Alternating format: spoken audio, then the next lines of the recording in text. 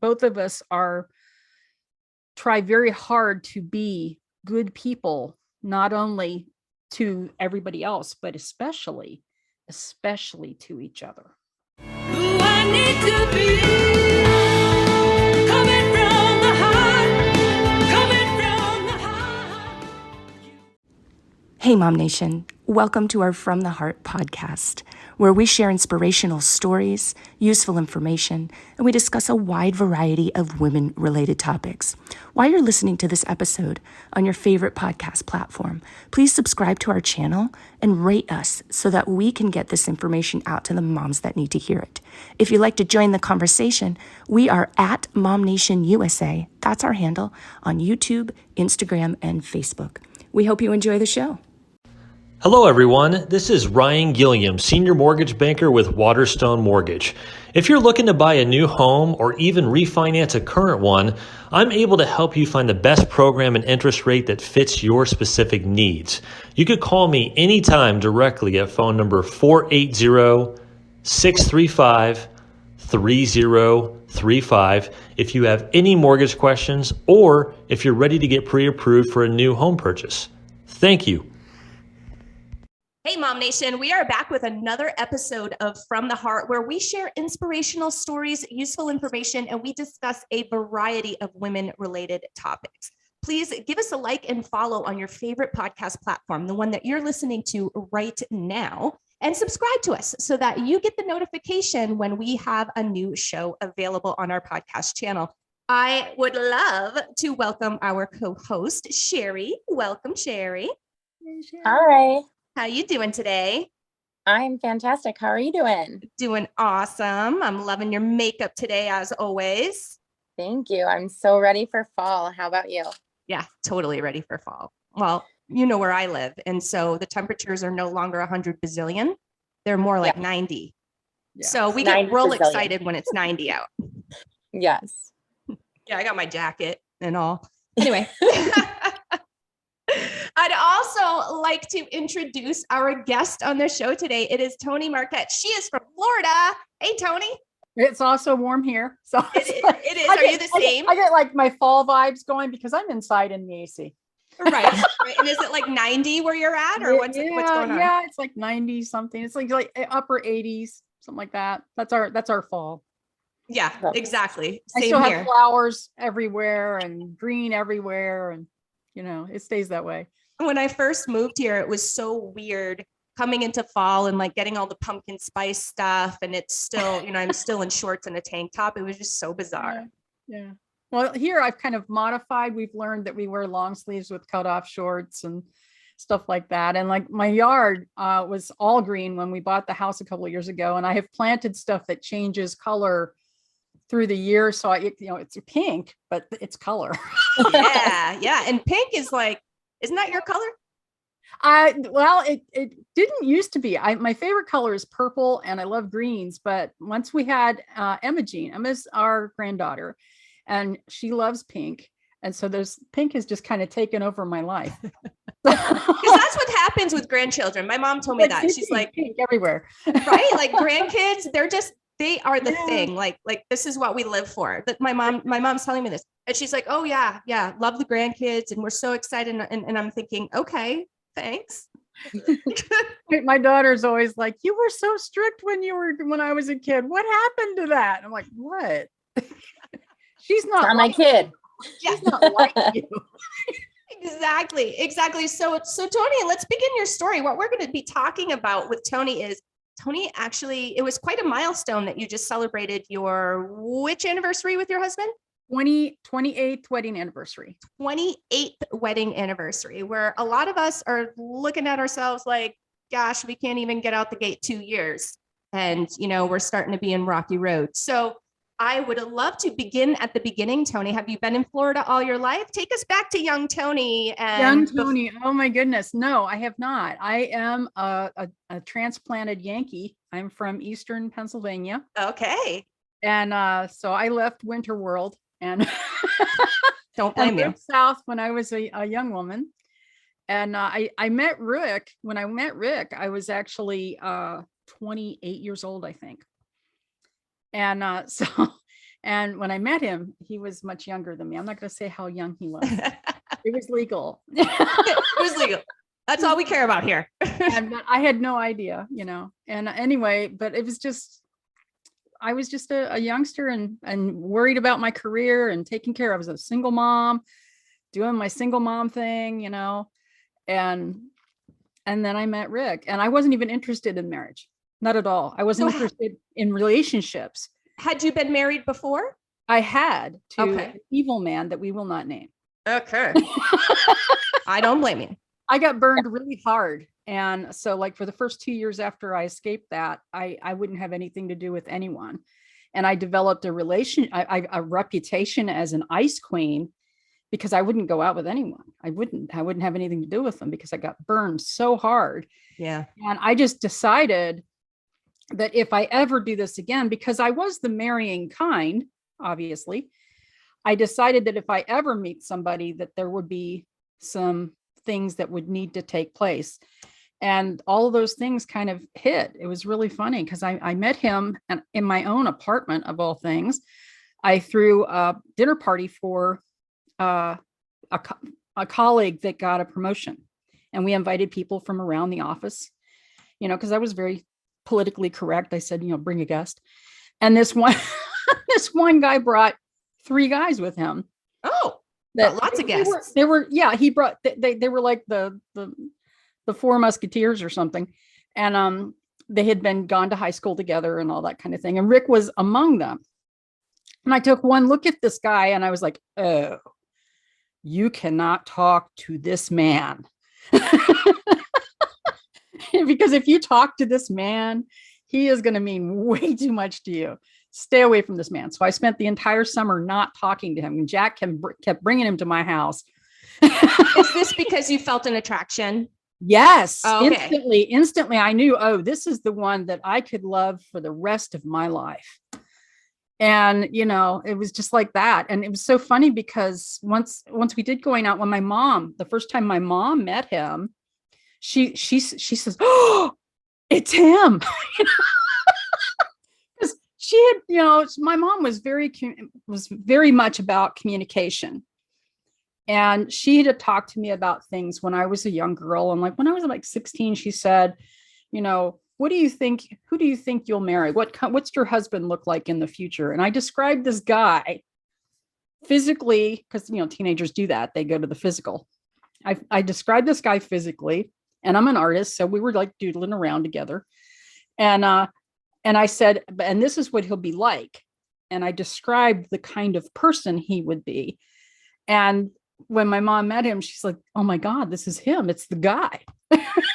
That is right down to the dimple in the chin. No way. So take me to that moment in between. Oh my goodness, I'm not talking to him all summer long because I have this attraction and I'm the ice queen.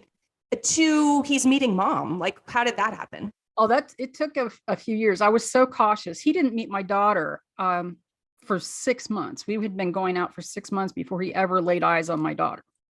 Obviously you knew about her, but you were doing the responsible parent thing. Right. Feeling it out. And even then there was like, a deal. You have to understand, if you meet my daughter, you can't be just disappearing from her life. You can't do that. And he understood that. And he was so cool. He was so cool. She loved him immediately too, because he was just so cool with her. And to this day, she calls him, he's dad. That's who he is. Aww. So, and he's been a great dad. And the thing of it is that by employing what I learned from my mom about communication and about respect and about maintaining your affection for each other, it has made it so much, it's not, I don't even have to work at it. He and I don't have to work at the gooey romantic thing that we are.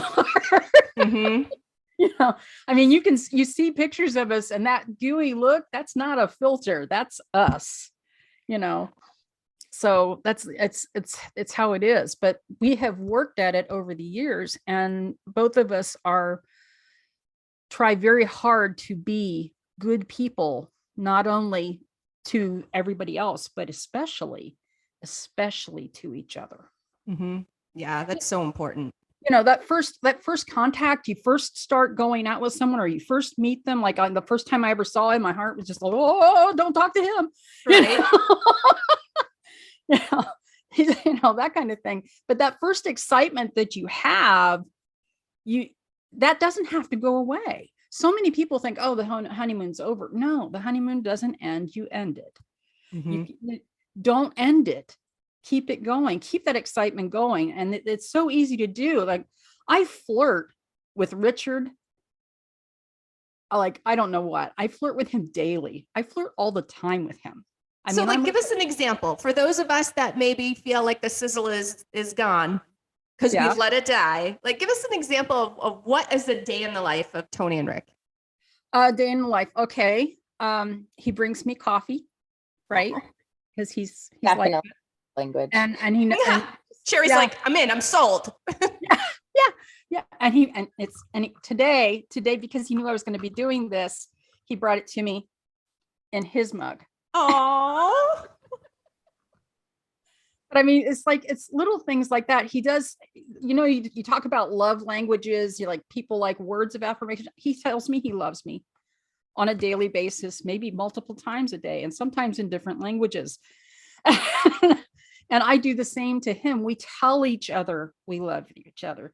And we have the physical touch too. Like, when you first go out with someone, you can't keep your hands off each other. You're all the time holding hands, touching each other, stroking each other's face, touching each other's hair, doing that kind of stuff. We do that all the time. We will wake up. I will have woken up so many times and discovered that he has my hand. We're holding hands in our sleep because it's so ingrained in us. And it's not, when I'm talking about physical touch, it's not like, groping and stuff like that. We do that too, but that's the whole different thing. We don't have to talk about that here. Yeah, that's but I mean, the thing of it is he'll reach over and touch my hand when we're saying a prayer for the meal at night. We eat dinner together.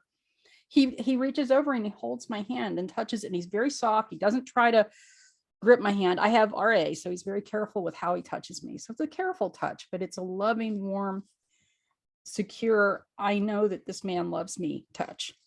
Well, and I think you said something really important in there that sometimes, life and kids and job and whatever is going on in our lives kind of pull us in different directions. And I think people get used to, oh, I'm just going to grab a burger here. You do you, whatever, and we'll come back together at some point. But what you said sounds really important. You make it a point to have dinner together every day, or yes, I'm sure sometimes we don't maybe we don't eat breakfast or lunch together or even see each other during the day necessarily. We do more so now because he works from home. It changed over the years. Initially, we both had jobs outside of the house. And so here's something we do, something we have done the entire 28 years, every day, 365 days a year of our marriage is when we get together at the end of the day, coming back from wherever we've been, or even at the end of our shifts, if you will, we hug each other and we say, it's so dumb. It's so dumb, but and we say the marriage, we say those words, the marriage, like that. And he hugs me and we hug each other and it's a real hug. It's one of those into his throat kind of hugs where my face is just tucked into him. And it's so secure. And it's the, I missed you today hug. And it's my life.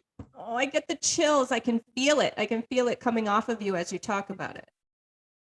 And it just means everything to me. And he and I have just we both agreed that this is the thing we do every day and we do it.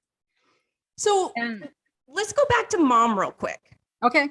So it sounds like you had mentioned, hey, Mom sort of instilled these values that we carry through our marriage. So did he have that same sort of experience growing up and you just came together and you understood and you just did this? Or did you kind of have to train him a bit? Well, there's a 50-50. Okay. Rick was very young when I met him. When we got married, I was 32 and he was just turned 23.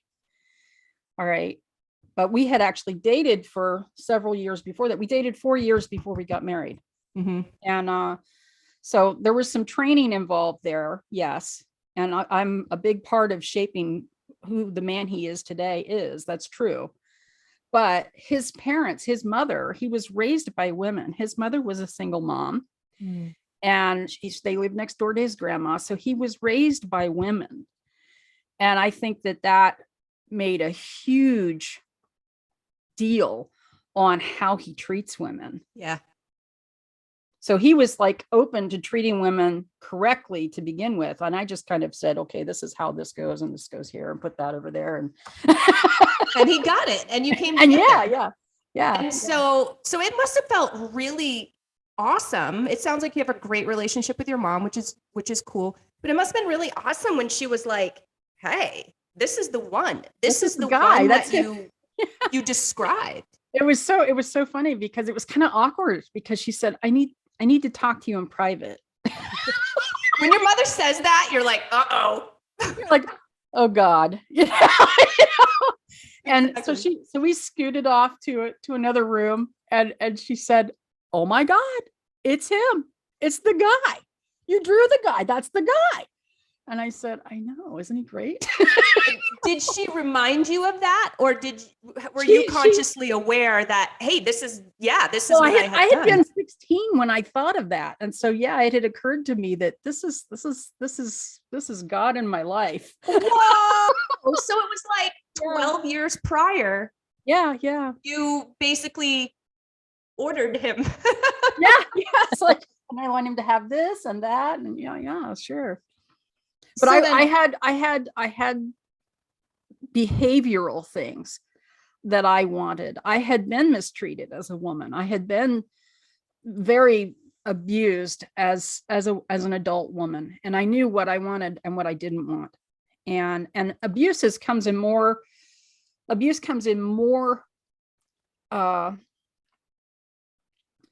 methods than just physical. Right. It can be emotional, it can be all kinds of things, and it's controlling, all kinds of different things that it comes in. And I didn't want any of those. I didn't want somebody who felt the need to control everything I do, say, or breathe, and or was threatened by me in every way, because I'm kind of out there. I'm extra. I'm the guac. We love that about you. Yeah. And I enjoy being the guac. Okay. Win-win. Yeah, it works out. But it's just, I didn't want anyone that wanted to control me like that and wanted to get in my life like that. I wanted someone who wanted to celebrate my life, and I wanted to celebrate theirs. And that's what we do. We celebrate each other. He's my biggest fan. I'm his. My mother is no longer living. I lost my mom a couple of years ago. Oh, I'm sorry. She died here in 2019. She'd been in hospice for about 7 months with me. And Rick supported me all through that. He helped me with her too. And part of the reason that he works from home exclusively now is that he came home during the last 2 months to help me, because I was starting to I have my own physical mobility issues. And so physically taking care of my mother was starting to really have its toll on me. Yeah. And but he was there for me through that and helped me to cope with that, because I was so close to her. It sounds like you were, and I'm sorry for your loss. That's so tough. It's okay. She gave me so many wonderful gifts that have made my life so much better, and I'm grateful to her every day. It sounds like it. So after the conversation with Mom, how then, let me back up. So we have another show called Q&A with a couples counselor. And we have talked with Diana Eisel, who's the couples counselor. And she has mentioned, hey, you know what? Not a lot of people do this, because it's all you got stars in your eyes, and when you first start seeing each other, and it's kind of like that, that honeymoon period, and you're in love and you don't think anything's ever going to happen and whatever. So you don't have the hard conversations, like the conversations about money, about expectations, about marriage, about children, that kind of stuff. Did you get into that early on with Rick? Yes. Communication is everything. That's the message that I got from my mom. Communication is everything. My first marriage was, stars and love and all that kind of stuff. And I didn't use my brain. And it was a burning house. Okay. You know, I managed to extract myself and my child from that burning house, but it was just not good. But I didn't use my brain. The second time around with Rick, I did use my brain, and I was very cautious, and that was kind of in and of itself a problem. I broke up with him like 6 or 8 times because, you know, of my own things. Mm-hmm.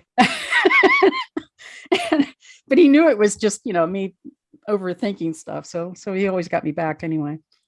But the thing of it is that communication is the number one thing. You have to talk to each other before, during, after, and always. And that you just have to. And you have to talk to each other in a respectful way. You're not going to be nasty or snarky or sarcastic or negative. And if you do, things happen, people are negative. Okay, it happens. But if he's negative and you're talking to him, you don't have to feed off that energy, and vice versa. So you can actually help him to recover from that negative energy, or he can help you recover from your negative energy by being more positive. And, you know, there's just so many different things that you can do from a communication standpoint that, you know, gratitude, thank each other. Thank each other for the things you do. He brings me this coffee and I'm just like, thank you. I'm thankful every time. I'm like, thank you so much. And I mean that, you know. Yeah, don't take it for granted. I totally agree. Right. And the other thing to communicate is sorry. Say, I'm sorry. Say it out loud. Say it to them while you look them in the face. I am so sorry. I was such a jerk. Mm-hmm. That does mean a lot. It does. It does. I'm bipolar. All right. Big surprise, I'm sure. And I can be a real jerk. I can, because it's like I'll go into a mood shift and then wham, his head is in next week, you know? Yeah. And it's like, oh, and I like as soon as it happens, I feel so terrible. But in place of being prideful about it, I go to him and say, you know, I am so sorry that I kicked your head into next week. I am such a jerk, and I will try very hard not to do that anymore. And, you know, and then you do try. Yeah, that's the other piece of it. There's actually far less episodes of drop kicking that happen now than early in our marriage. Well, you learn. So you did have those super important conversations up front. Like, here's how I handle money. How do you handle money? Like, what do we do? Because that's one of the biggest things that couples fight over. Money is the number one. We talked about money because in the beginning, this is interesting. In the beginning of our marriage, I made the big money. Mm-hmm. And then during the transition of our marriage, now he makes more money, right? But it's still our money. And we decided up front, before we ever became that we would do that we would have a together bank account, and it would be our money, and nobody's going to be, you know, my money, this money, that money. Mm-hmm. And we had all those conversations and made those decisions. We talked about how, you know, children. Do you want children? How many do you want? That kind of thing. And he didn't want children. In fact, I was ideal for him because I already had. Because you had one. And he skipped diapers. So perfect. But I told him, I gave him a caveat. If you change your mind, we can, you know, we can try for children up to this. I gave him an age limit. Yeah. That I was willing to try for children. But that's fair, I think. Yeah. And I told him that, you know, from a health perspective, I think that if we're going to have kids, we need to do it, you know, by the time I'm 36, period. Mm-hmm. Yeah, because they call you so I had my kid when I was 35, and I was a geriatric. What do they call you? Geriatric something. I'm like, you've got to be kidding me. They scare the crap out of you. And now granted, I know that there are things. I know the older you get, and you know, there are some dangers and things like that. But my God, we talked about discipline for my daughter and how that works. And we worked out all those things ahead of time before the papers were signed, that this is how this is going to be. We talked about holidays and how we wanted to handle holidays, and, you know, just everything under the sun we talked about prior to getting married. And we continue to talk about things. We continue to dream together and to do things together. Right now, one of the things we're doing that's so much fun, and I thought I could never do, because, you know, I'm going to be 60 in December. And the idea that I can learn Japanese is just crazy. And so last spring, my granddaughter decided that she wanted to learn Japanese because she loves, anime and stuff like that. Because just like her mom loves anime, which that's my fault, And so she wanted to learn Japanese. And I said, well, that means that I was talking to Rick about it. And I said, that means we need to learn Japanese because there will be no private conversations. And so he and I are learning Japanese together, and we're actually making advances, and we actually talk to each other in Japanese as much as we can here at the house. And we're planning a romantic trip to Japan together. And so we're still dreaming together. And that's important. And that's part of your communication, because you communicate your dreams, talk about them, talk about what your dreams are, talk about what your dreams as a couple are, talk about what his dreams are. It's important to always talk about all the things. Toni, I have a question. So what happens, like, if you're a single mom, just like you were, you have a kid or kids, and you have all those tough conversations up front because you've done the marriage game before, and you're like, hey, these are my deal breakers. This is what I want, what I don't want. And you establish all that, but then you get married and those things go by the wayside, or, the discipline side isn't actually happening from that person, or what happens. And maybe that wasn't your case, but what happens if you've already signed the papers and you've moved to that relationship, you're married, right? And now they're not holding their part. And they've become like a Dr. Jekyll, Mr. Hyde kind of situation. Yeah. What do you do? Or what would you suggest? Well, that's a hard situation. I did not have to contend with that with Rick. So I'm not sure what I would have done had Rick, violated any of the things that I talked about, especially in regards to Bethany. Mm-hmm. Yeah. My iron skillet comes to mind. Yeah. That's not a good choice. So I mean, he was very good with Bethany. So I didn't have to, and he deferred to me when it came to discipline. He would talk to her and tell her, listen, we're going to have to sit down and talk together with mom about this, and you need to tell her everything. And that's the extent of his discipline for her. Mm-hmm. And that's what I wanted, because I was never one to do a lot of physical discipline. She makes jokes about it now. She's like, there's sometimes that you would sit down to talk to me and I would be like, just beat me already. It's better than talking. I know.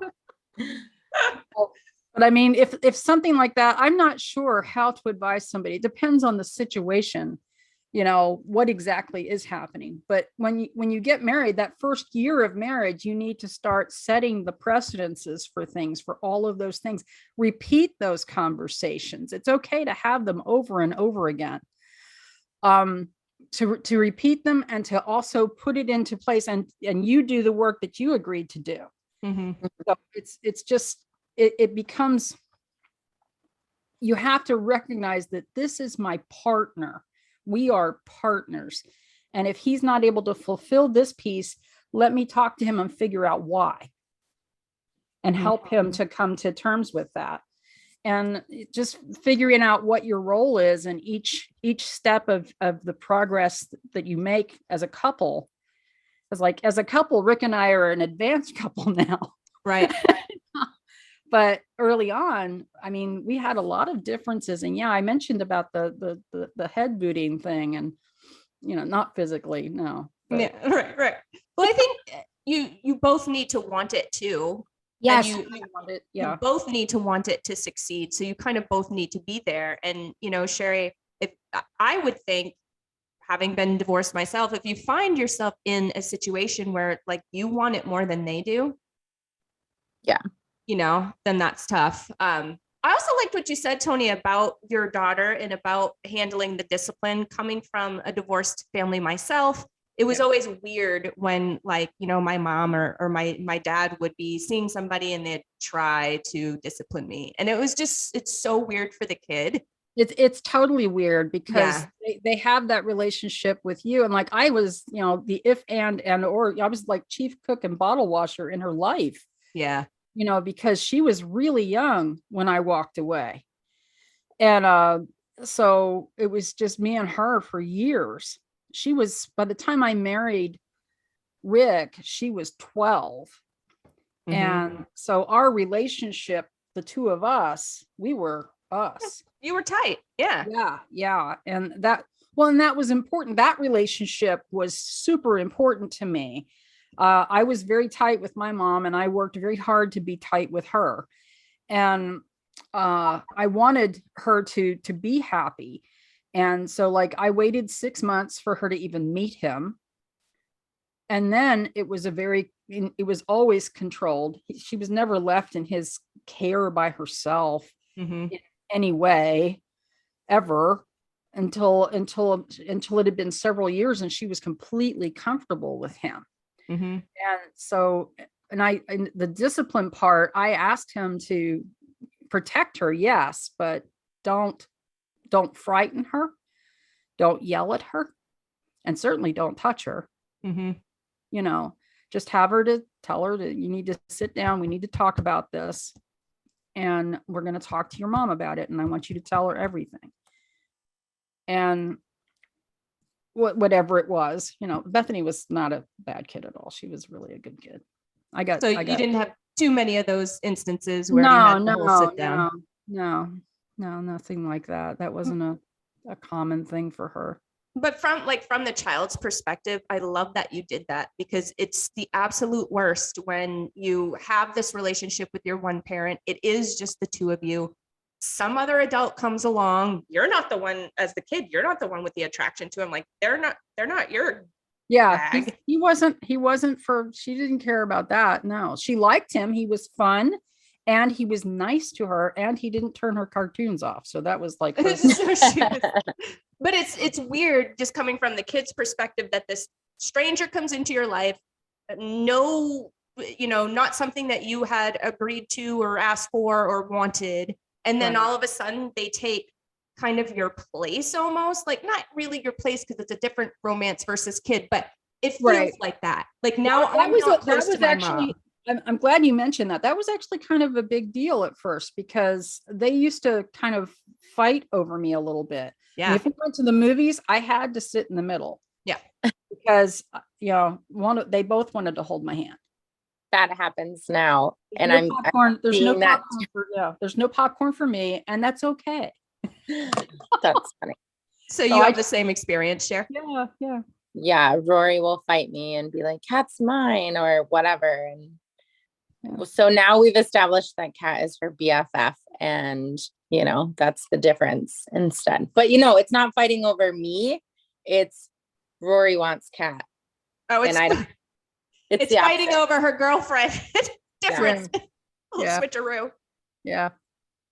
But it's the same kind of thing. It's almost a territorial thing that they do, that kids do. And so I warned him about that. I told him that and that's another thing we had discussions about in terms of her, is that he needed to never separate her from me and understand that he can't, and that ultimately, if you make me choose, I will choose her. Yeah. And I made that very clear, communicated that very clearly. And I may have had to have reiterated that 3 or 4 dozen times throughout the early part of our first 10 years of our relationship or whatever. But because she was there living with us, she lived at home until she was 20. Oh, wow. And she got married at 20 and moved out. That was it. They didn't live together or anything. They dated while she was at home. Oh. And Toni, that made me think of something. Did you guys get married and then live together, or did you live together and then get married? We did not live together. We dated for 4 years, not living together. In fact, one of the stipulations in our early relationship, he asked me to marry him, and I didn't marry him until a year later, giving him a year's time to live on his own and do that, because he was so much younger than me. Rick is 10 years younger than me. And so he was at college, and, you know, he was living at college with roommates, that kind of thing. That's not the same as living on your own. Not at all. Not at all. And so I wanted him to have a year to live on his own before we put it all together. And so we never lived together anything like that. I was so bent on the example I set for my daughter that I was, no. Yeah, good for you. So 28 years married, 32 years together, if we count dating, right? Yep. Now, it couldn't have been, and correct me if I'm wrong, because maybe you're one of the special couples out there, but it couldn't have been all rainbows and cherries the entire time. No, sir. We've had explosive things happen, and you think we have gone through so many different things. Each life is like that. I was diagnosed with RA at 38 years old, which was crazy. And I had other problems, and my life changed dramatically. I had been a very active, outgoing, forward person, and I couldn't be anymore. And I literally could not do some of the things that I had done before. And it was very taxing for me because it changed me as a person. It affected the relationship I had with my daughter. My daughter was just in shock because I had been wearing the cape for years. She just thought I was untouchable. And to find out that I was human was really hard for her. And it was hard for him too. And so there were some things because they saw me as being this indestructible person. And to find out that I bleed red. And now I can't do the things, and I've changed, my personality's changed and stuff. And so it's just because with the illness that I have, I've had a couple of different things. I was diabetic and different things, and the RA attacked my liver. Oh. And RA is a immunosuppressant disorder. It's not only affects joints, but if they can actually, your immune system can flare and it can attack your organs. And mine particularly likes to attack my liver. And in 2004, my liver failed. And I oh my goodness. And you need that thing. Yes, you do. Yeah. And I came, and it was just a real problem. I mean, we worked through all those hardships, all the different changes. And it was very frustrating for me to be where I was, because I had clear memories of being this person. And now I'm this person. And so I had a lot of psychological issues with that, but he rolled with those punches. And that's what it takes. Yeah. Well, I rolled with it and he rolled with it. And that's what it takes. You have to be willing to step back and really look at yourself, take a good hard look at yourself as well as them, and realize that you're in this together and not be fighting against each other, but actually working together. Mm-hmm. So you kind of jump into the unknown hand in hand, but at least you have each other, and that helps, right? That makes things a little bit less scary, which I think is helpful. And I can totally understand. I watched my grandparents, for instance, be, just very robust entrepreneurs, just really out in the world. And then as their health started to fail, they couldn't do those things anymore. And, the things were slipping for them mentally. And it's very frustrating to come to terms with that as an adult. Well, and to work it as a married couple and make our marriage a priority at the same time, sometimes that priority would become unbalanced. And so, yeah, we had arguments and stuff, but the thing of it is that if there were arguments, we tried not to be nasty, for one thing. But if it did get nasty, because stuff happens, stuff just flies out of your mouth and you don't have any control. Right. Right. Let's be real. Yeah. It's like, but suck that up and apologize for it. Apologize for when you just lost it, and be sincere about that apology. And it's a two-way street. It's not just me sucking up the badness. He has to do it too. Mm-hmm. So when you have differences, whatever they may be, is there a point in that interaction where you're like, I'm outside of my window of tolerance here. I really need to back off, take a break so that we can come together and have a little bit more understanding? Or how do you handle that?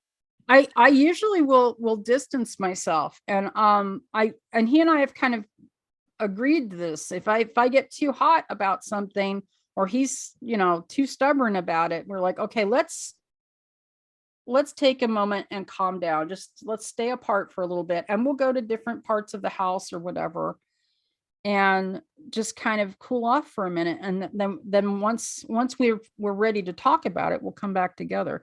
But it's interesting because I am much more likely. He's so much nicer than I am. I am much more likely to be the one, Right. And so, but he will come when he comes to check to see if I'm ready to talk. He's very quiet about things and just touches me.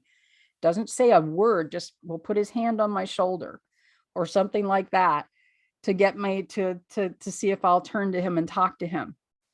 And because he knows if he talks to me and I'm not ready to talk, it's liable to be, Not going to work.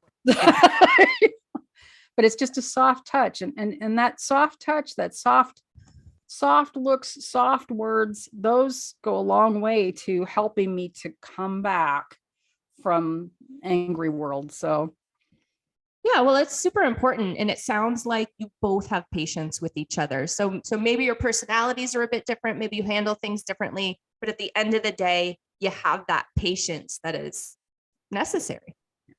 I describe him and we're like a radio wave. He's that good, strong, steady line down the middle, and I'm that one that's doing this. Hey, we need them both, right? Yes, and they both get the signals across. That's right. It takes both of them for the signal to get through. Awesome. Well, I have one last question for you, Toni, before we wrap this up. I don't know if you've noticed, but our time has gone by so quickly. Just like that. Yeah, I feel like we could talk forever. But what advice do you have out there for newlyweds that want to go to the distance, that want to have the type of relationship that you have, knowing that there's little bumps and bruises along the way, but really be tight, really be in love with each other? I mean, you just are. And like you had said, I do see your photos, and you guys are starry-eyed. I mean, you are. Yeah. And that's how we are in person. I mean, people that know us in person, we're like, they have to be the most in love people I've ever seen in my life. Oh, what a great title. Yeah. It's like, I'm good with it. I'm like, yeah, I'll put that one in my bag. I love that. I'll take it. But I think that my first piece of advice is communicate always, up front and all the time. Be loving, be gentle, flirt, touch each other, be affectionate, show gratitude, be apologetic when necessary, respect them. Don't talk bad about them in public. You will never hear me badmouth Rick, not ever.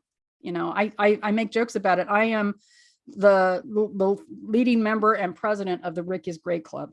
Okay. Aww. And you have to be that way. I don't badmouth him in whatsoever, even when I'm mad at him. Don't talk badly to each other. Don't be negative if you can avoid it. If you're not able to avoid it, let him know. That comes back to that communication. I can't be civilized about this right now. Give me some time. Yeah.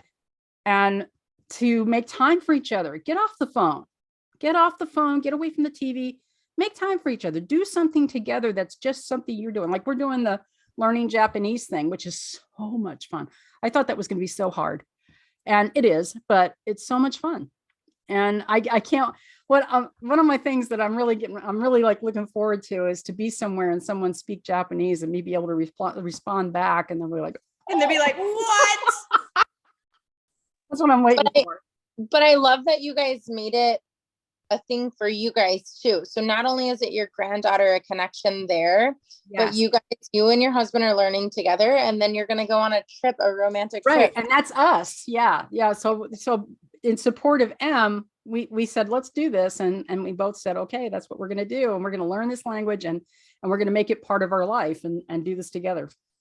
Oh. And that shows the holistic approach that you guys have on your marriage. I love that. Me too. And you found something you're both passionate about, you're both excited about, and then you made it even more fun by planning a trip. And I love that. And I can't wait to see the photos, Toni. The photos and the food. Yay. Oh my goodness. The food. I know Japanese food is the best. I'm so jealous. It is. Is there anything else you want to add or ask?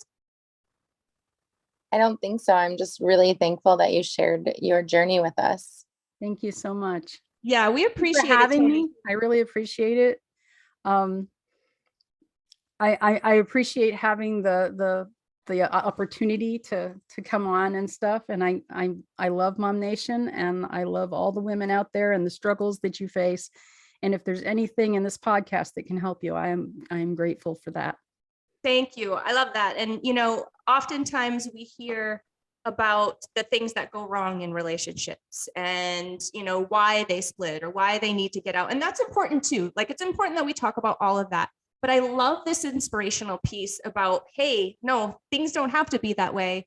Things can be that blissful sort of fairy tale that us as little girls have always wanted, right? Like, what little girl didn't want to be a princess, carried away by a knight or whatever? You know what I mean? Like, that's right. Oh, I have to tell you one more thing. I loved Zorro as a little girl, the Disney Zorro, Guy Williams. And I had told my mom, this is my mom in here again. I had told her that when I was 4, I told her I was going to marry Zorro, and he was the only man for me.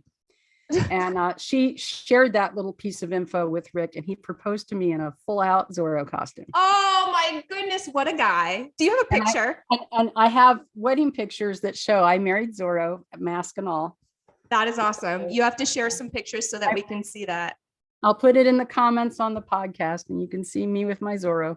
Oh, so cute. Well, Toni, if anybody out there would like to get in touch with you, because you're super cool. Like, you don't just promote awesome marriage here. You do that, but you are an artist and you have a clothing line. Can you tell us real quick about that? Oh, I'm all about my fashion. No, you always look good.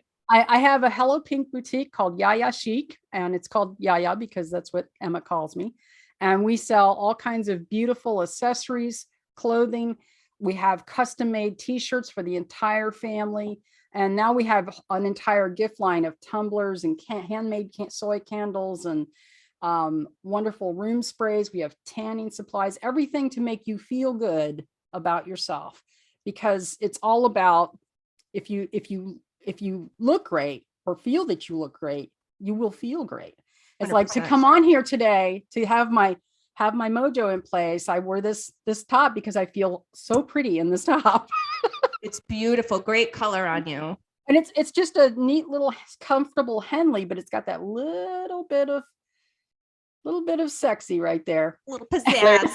And we all need that, And I love it because all of our clothing is sensory friendly. So it's all very soft, very huggable. Rick likes hugging me in my soft clothes. So yeah, 100%. The best maxi dress I ever bought was from your boutique, and I love it. And I wear it all the time. It's super soft and it fits so well. It's so comfy. And it's like a little dark gray kind of like camo. I'm into the army print. So it's like camo print. I love it so much. I thank you for that. Lots of that. We have lots of camo and leopard. That's our thing, man. Oh, and leopard too? Well, I got to get back on there. Any zebra? Because I'm kind of into that right now.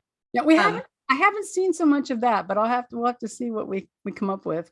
What's really fun is that the owner of the company, all of the stylists that work for her, she has personal relationships with all of us, and she actually takes our input to make those selections that she makes. So it's really a personable company. I love it. Oh, that is so cool. And I bet she gets lots of feedback from you.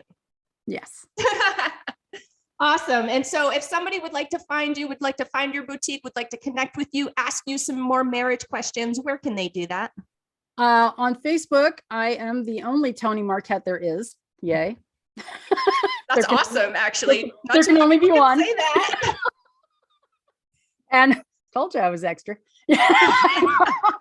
But my boutique is Yaya Chic. So if you look on Facebook, Yaya Chic it's YIACHIC, Yaya Chic. And it's listed as Facebook./Yaya Chic, that's how you find it on Facebook. You find on the internet, it's literally yayachic.com. I bought that this year just to make it simpler.